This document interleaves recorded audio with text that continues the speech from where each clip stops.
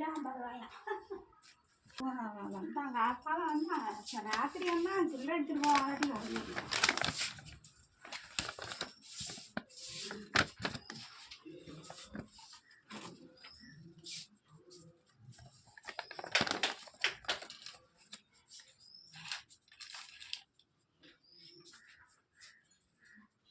அந்த ரிமோட்லாம் யா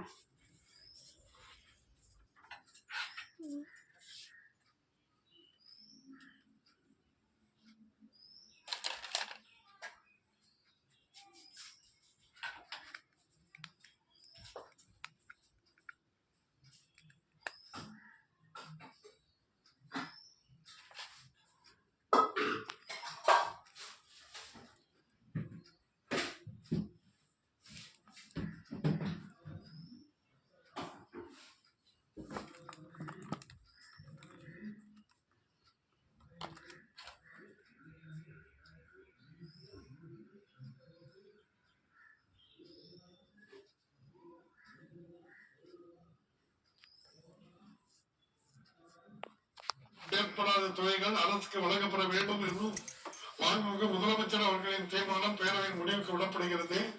ஏற்போர் ஆண் என்க மறுப்போர் இல்லை என்க ஏற்போரே அதிகம் என்று கருதுகிறேன். ஏற்போரே அதிகம் தீர்மானம் நிறைவேறியது. அரசுக்கு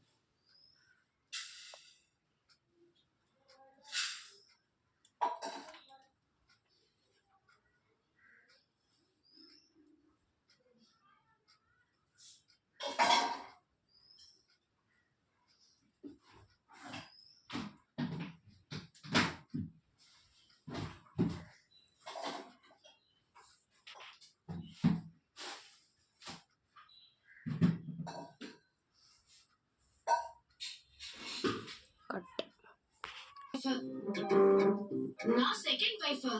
அப்போ எல்லாமே எனக்கும் உங்களுக்கும் சமமா கிடைக்கணும்னு மாமா நினைக்கிறாங்க. அப்படிதான் மாமா? ஆமாடா செல்லம், நீ கரெக்டா சொல்லு. எனக்கு தெரியும் மாமா. என் மாமா எப்பவுமே கரெக்டா தான் பேசுவாருன்னு எனக்கு தெரியும்.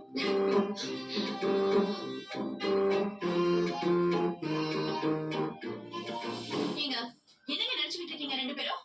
அவ என்னடா உங்களை மாமா மாமாங்கறா? நீங்க ஏதோ செல்ல செல்லன்னு கொஞ்சிக்கிட்டு இருக்கீங்க அவளை. பூர்ணி, கல்யாணம் பண்ணியாச்சு, இதுக்கப்புறம் பாசத்தை காட்டாம இருக்க முடியுமா? அதனாலதான் அவளை கூப்பிடுறேன். உன்ன கூட தான் பூர்ணின்னு பாசமா கூப்பிட்டேன். நீதான் அந்த பாசத்தை புரிஞ்சுக்கவே இல்லை. என்ன சொல்லு, நான் சொல்றது கரெக்ட் தானே?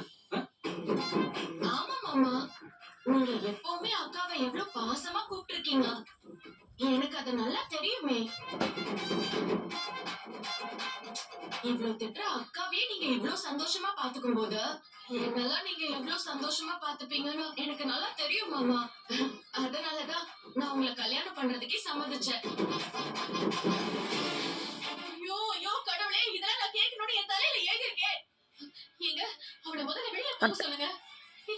ஐயோ கடவுளே, நான் எங்க போவேன்?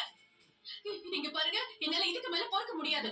நான் ஏதாவது பண்றதுக்குள்ள இவளை முதல்ல வெளியே போக சொல்லுங்க. இது வரைக்கும் பொண்டாட்டியா உனக்கு எல்லா வகையான சப்போர்ட் பண்ணிருக்கேன். நீதான் அதை புரிஞ்சுக்கவே இல்லை. இப்ப பாத்து எனக்கு பிடிச்ச மாதிரி பொண்டாட்டி கிடைச்சிருக்கேன்னு சந்தோஷப்படு. இல்ல உனக்கு பிடிக்கலையா? நீ கிளம்பி போயிட்டே இரு. இன்வெஸ்ட் பண்றதா பண்ணிக்கோ. அது கொடுக்கறதுக்கு நான் தயாரா இருக்கேன். ஐயோ மாமா, என்ன டிவோர்ஸ் எல்லாம் சொல்றீங்க? அக்காவும் நம்மளும் ஒரே வீட்ல இருக்கலாம் மாமா. அக்கா இல்லாம இருந்தா எனக்கு கஷ்டமா இருக்கும்ல. நான் வந்துதான் அக்காவை துரத்தி விட்டுட்டு ஊர் உலகம்